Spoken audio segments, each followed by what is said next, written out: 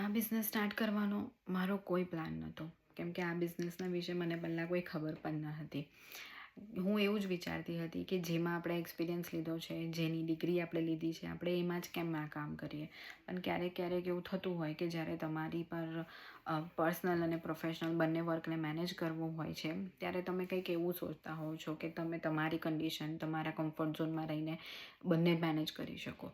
અને આપણે ફેમિલીમાં હોઈએ તે વખતે તો આ વસ્તુ ખાસી જરૂરી થઈ જતી હોય છે કે આપણે ફેમિલી અને વર્ક બંને બેલેન્સ કરી શકીએ, સ્પેશિયલી મધર્સ માટે.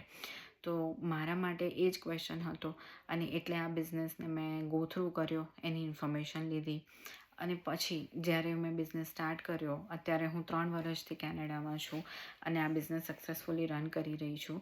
ત્યારે મને રિયલાઇઝ થાય છે કે બિઝનેસમાં સ્ટાર્ટ કરવું એ ડિસિઝન મારું કેટલું સારું હતું અને તે અત્યારે હું કેવું એન્જોય કરી રહી છું કે હું મારી બંને લાઈફ, પર્સનલ અને પ્રોફેશનલ બંને લાઈફ મેનેજ કરી શકું છું.